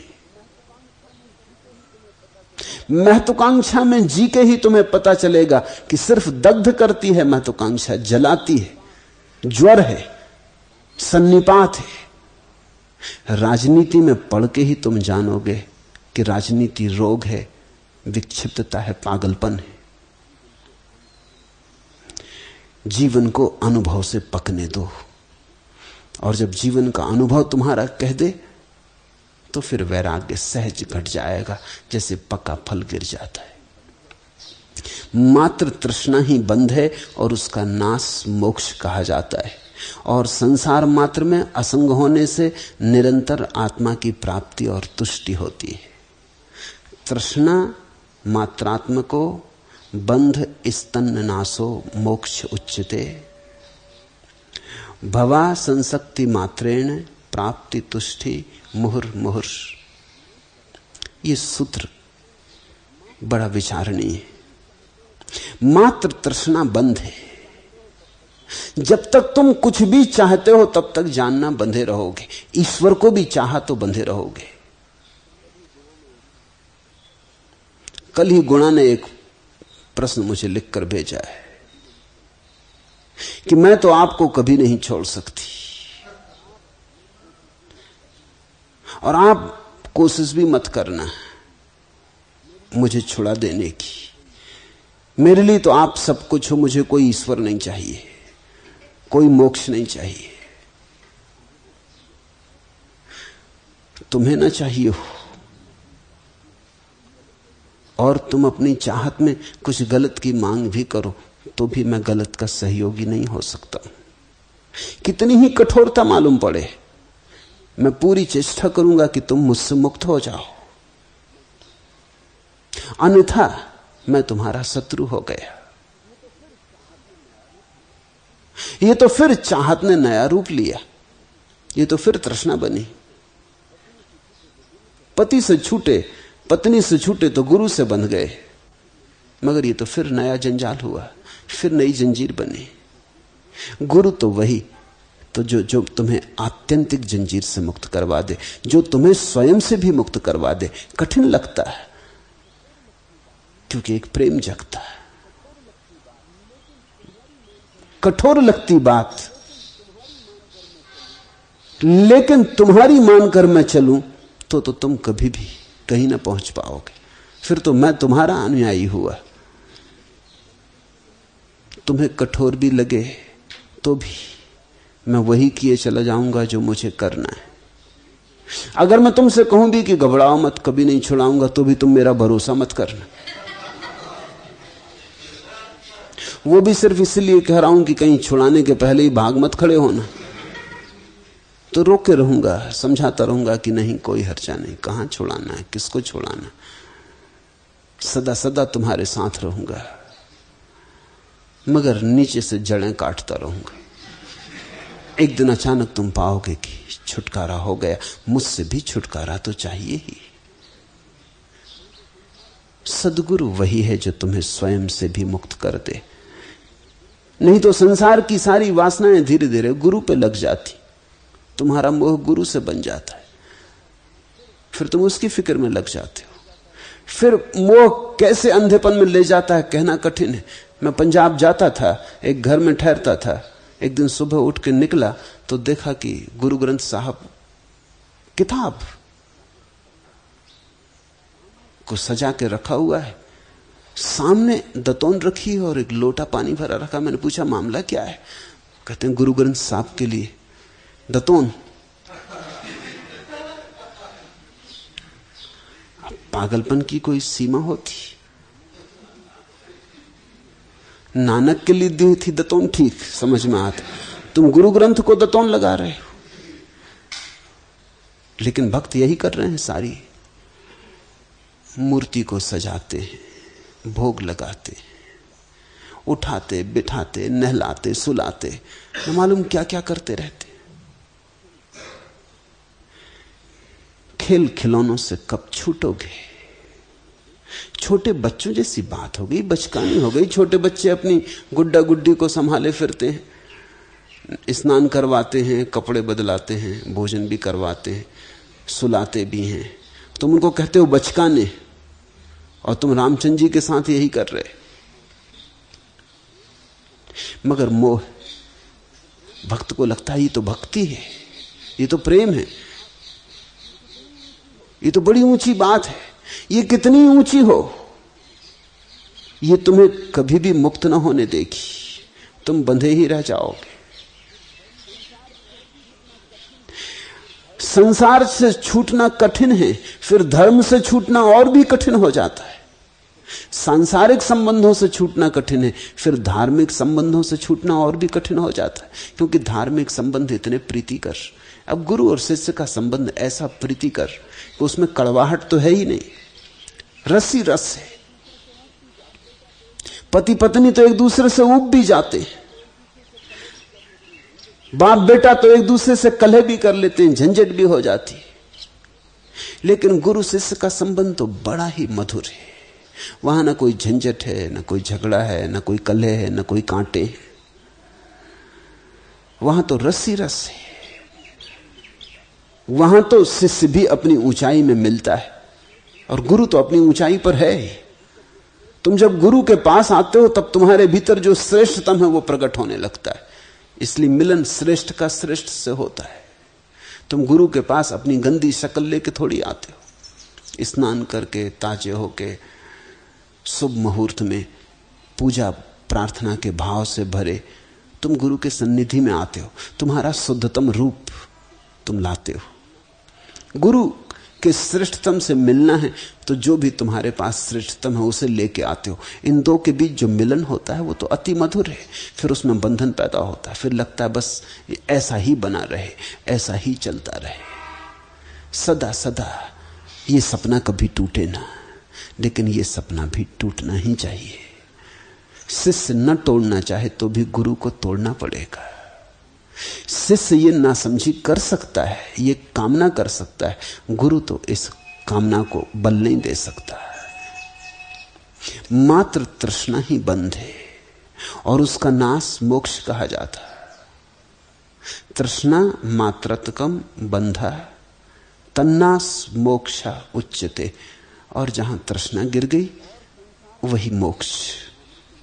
और संसार मात्र में असंग होने से निरंतर आत्मा की प्राप्ति और तुष्टि होती। भवा संसक्ति मात्रेण मुहु मुहु प्राप्ति तुष्टि। और जैसे जैसे वासना के गिरने की झलकें आती, जैसे वासना गिरी कि तत्क्षण मोक्ष झलका, ऐसा बार बार होगा। मुहु मुहु प्राप्ति होगी, तुष्टि होगी। पहले पहले तो कभी कभी क्षण भर को वासना सरकेगी, लेकिन उतनी ही देर में आकाश खुल जाएगा और सूरज प्रकट हो जाएगा। जैसे किसी ने मुंदे मुंदे आंख जरा सी खोली फिर बंद कर ली, पुराने आदतवश आंख फिर बंद हो गई, फिर जरा सी खोली फिर बंद कर ली, फिर धीरे धीरे खोलने के लिए अभ्यस्त हुआ, फिर पूरी आंख खोली और फिर कभी बंद ना की। तो पहले तो बार बार ऐसा होगा। संसार मात्र में असंग होने से बार बार आत्मा की प्राप्ति और तुष्टि होती, बार बार, फिर पुनः पुनः। और रस बार बार बढ़ता जाता, क्योंकि आंख बार बार और भी खुलती जाती। जैसे जैसे सत्य दिखाई पड़ना शुरू होता है वैसे वैसे असत्य से सारे संबंध टूटने लगते। जैसे ही दिखाई पड़ गया कि आसार आसार है, वैसे ही हाथ से मुट्ठी खुल जाती। जैसे ही देखा सार सार है, वैसे ही सार को हृदय में संजा लेने की, हृदय को मंजूसा बना लेने की सहज प्रवृत्ति हो जाती। तू एक शुद्ध चैतन्य है, संसार जड़ और असत है, वह अविद्या भी असत है, इस पर भी तू क्या जानने की इच्छा करता है। अष्टावक्र कहते हैं यहां जानने को और कुछ भी नहीं, यहां तीन चीजें हैं, आत्मा है, जगत है, और आत्मा और जगत के बीच एक भ्रांत संबंध है जिसको हम अविद्या कहें, माया कहें, अज्ञान कहें। यहां तीन चीजें हैं, आत्मा, जगत, भीतर है कुछ हमारे चैतन्य मात्र, और बाहर है जड़ता का फैलाव, और दोनों के बीच में एक सेतु है। वो सेतु अगर अविद्या का है तो हम उलझे, वो सेतु अगर तृष्णा का है तो हम बंधन में पड़े, वो सेतु अगर मांग का है, याचना का है, तो हम भिखारी बने और हमें अपनी संपदा का कभी पता ना चलेगा। अगर दिखाई पड़ गया कि वो अविद्या और माया और सपना और मूर्छा व्यर्थ है और हम जागने लगे, तो बीच से सेतु टूट जाता है, वहां जड़ संसार रह जाता है, यहां चैतन्य आत्मा रह जाती। जानने को फिर कुछ और नहीं है। तू एक शुद्ध चैतन्य है, त्वमेकम चेतना शुद्धो जड़म विस्म सत्यथा अविद्यापि न किंचित्सा कबुभुत्सा तथापि ते। त्वम एका, तू एक, शुद्ध शुद्ध चेतना चैतन्य, विश्वम जड़म चा असत, और विश्व है जड़ स्वप्नवत, तथा सा अविद्या अपि न किंचित। और जैसा ये जड़ जगत असत है, स्वप्नवत है, इससे जो हमने संबंध बनाए हैं स्वभावतः वे संबंध सत्य नहीं हो सकते। असत्य से कैसे सत्य संबंध हो सकते।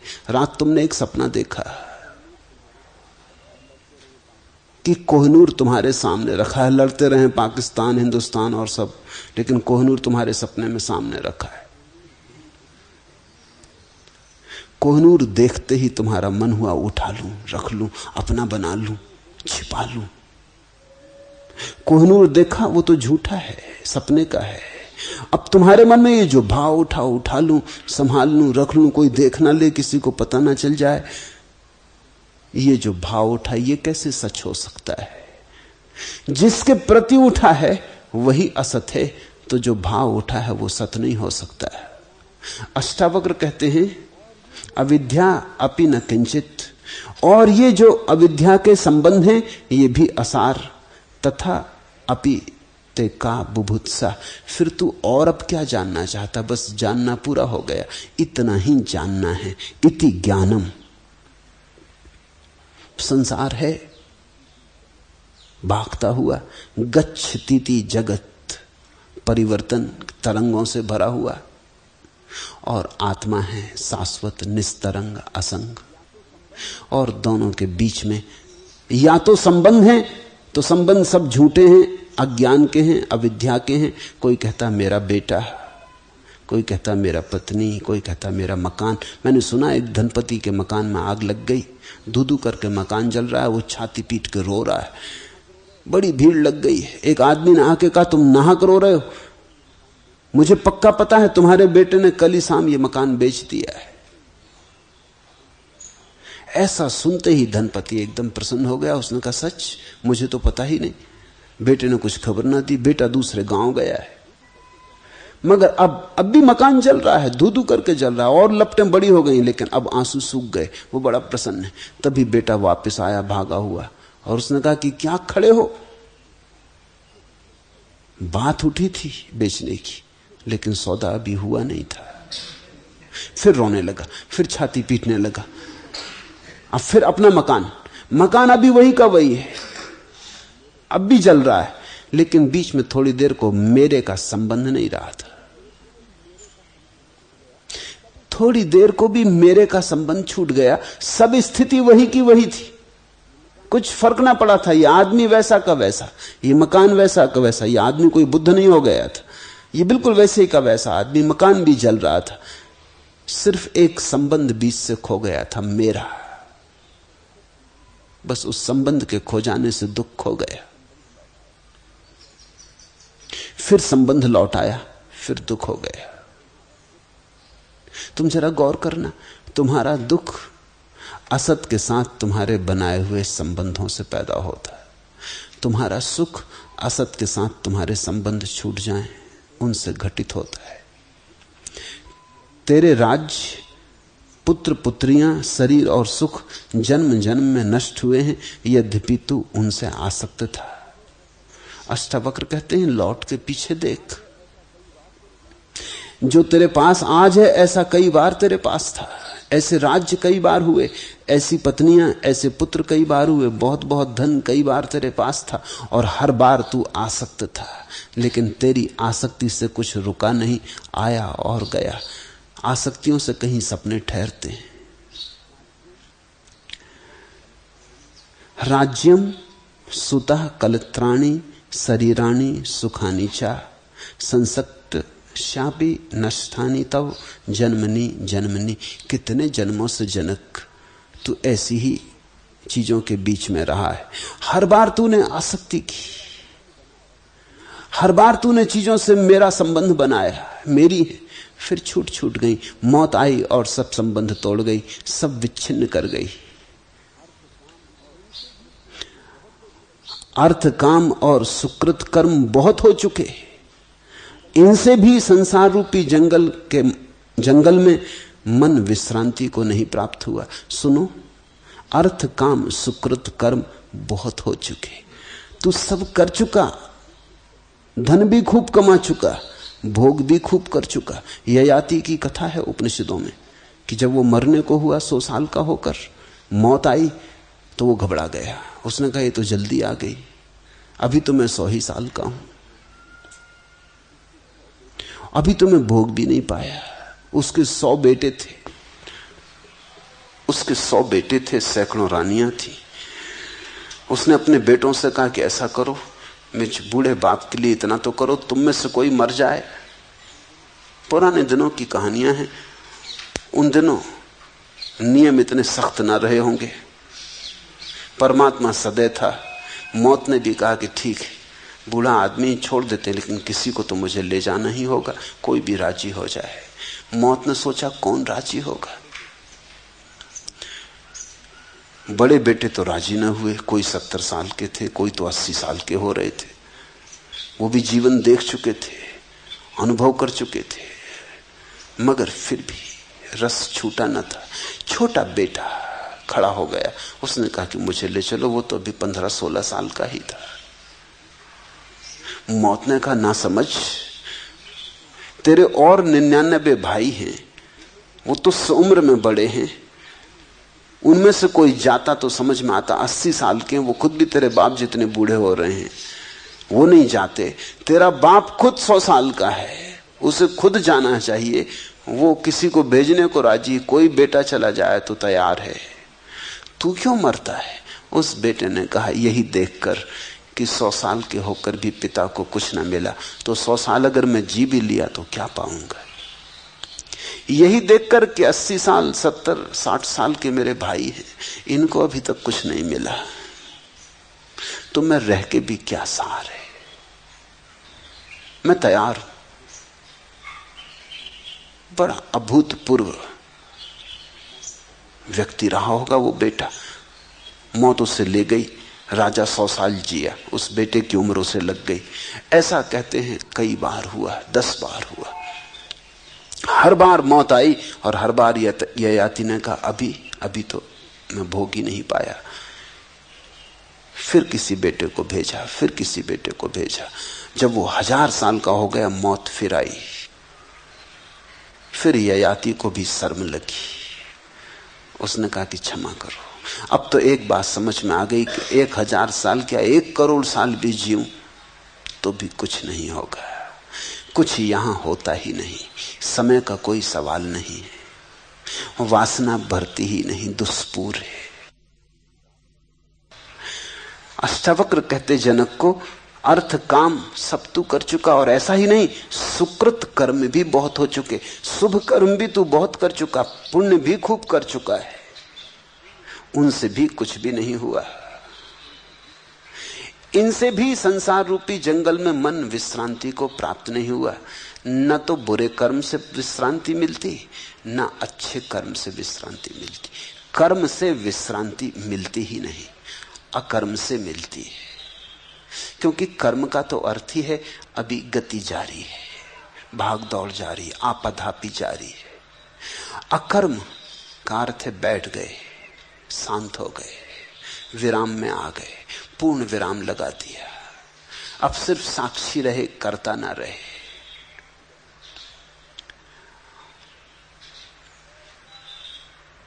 अर्थेन कामेन सुकृतेन कर्मणा अपि अलम। बहुत हो चुका, सब तू कर चुका, तथापि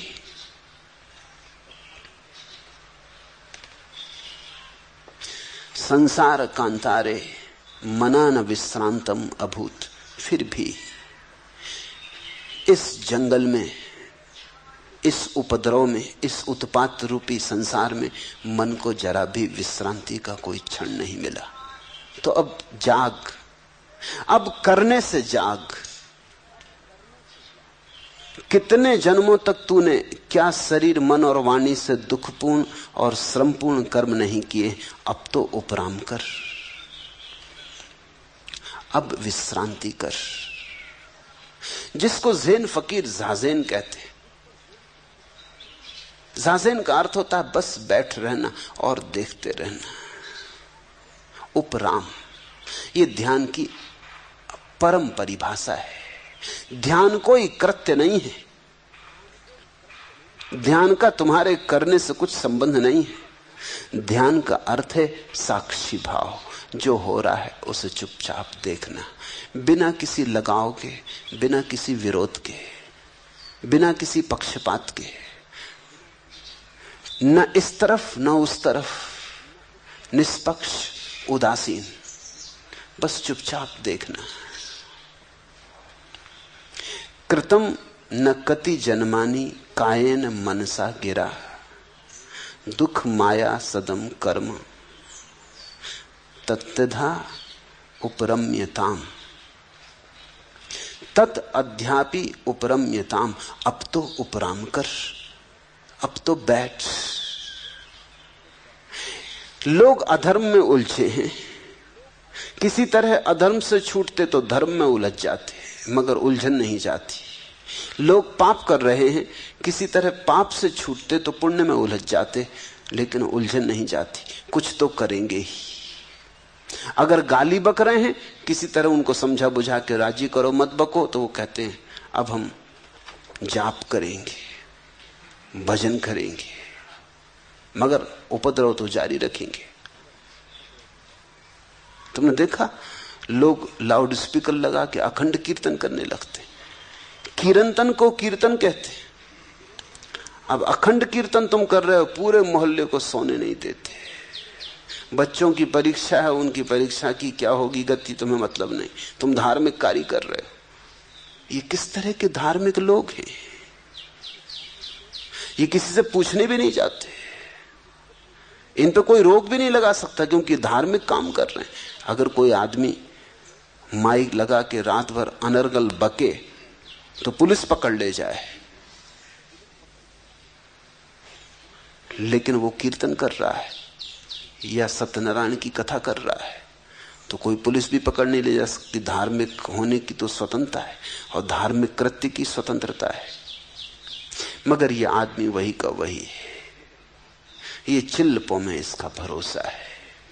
मेरे पास लोग आते हैं, वो कहते हैं कि आप कहते हैं बस शांत बैठ के ध्यान कर लें,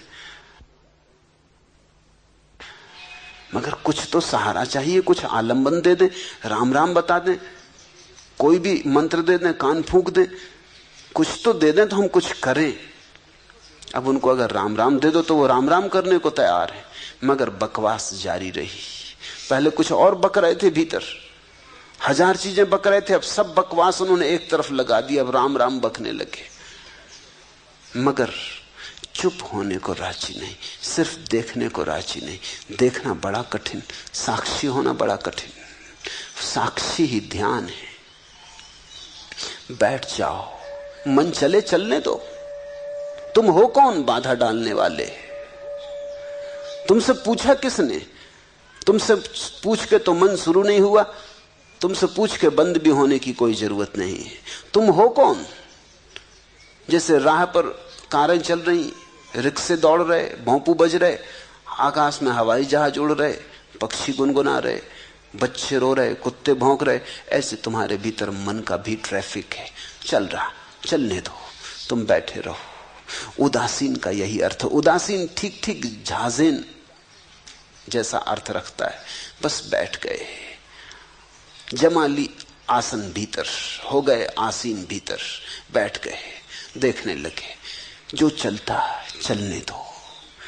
बुरा विचार आए तो बुरा मत कहो, क्योंकि बुरा कहा कि तुम डमाडोल हो गए, बुरा कहा कि तुम्हारा मन हुआ कि ना आता तो अच्छा था, आ गया, तुम विचलित हो गए।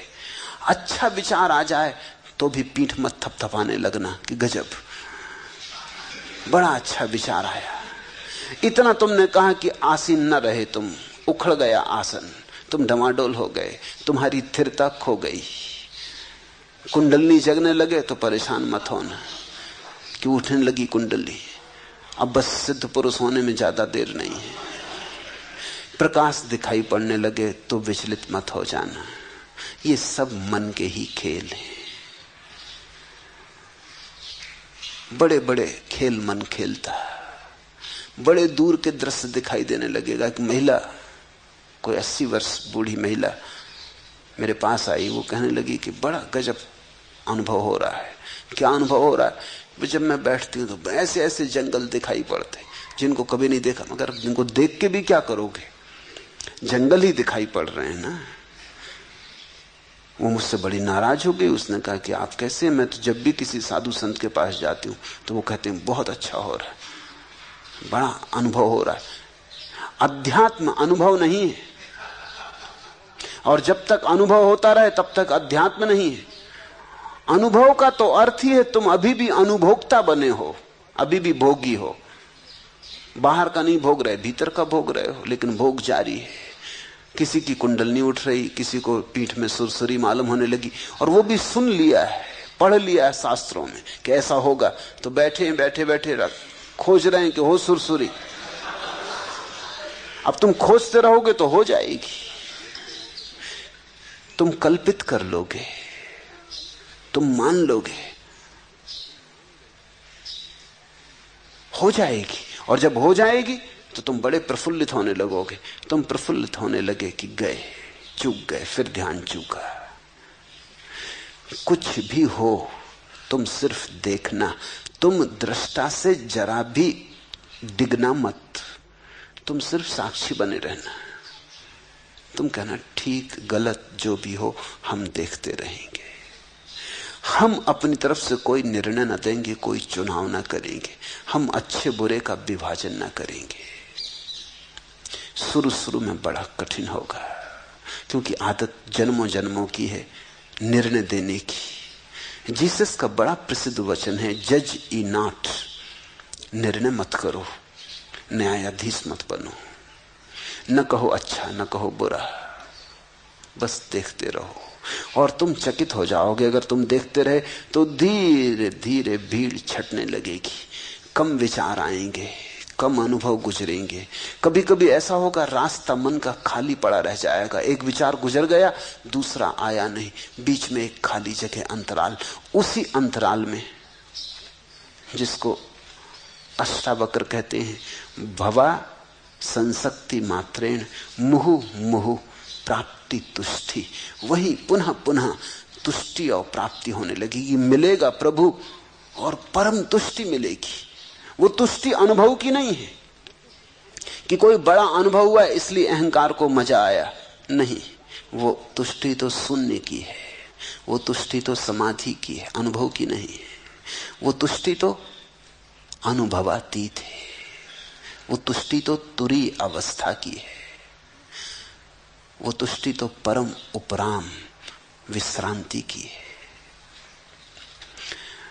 अब तो उपराम कर, तत् अद्धापि उपरम्यताम।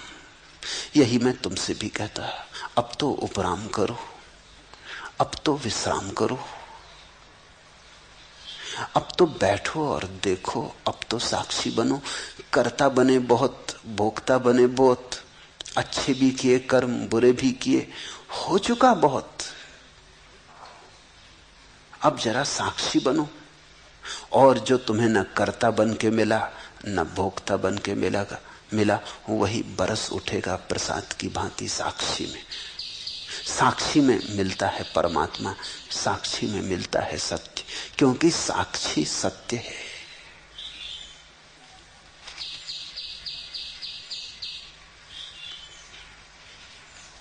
हरि ओम तत्सत। आज इतना ही।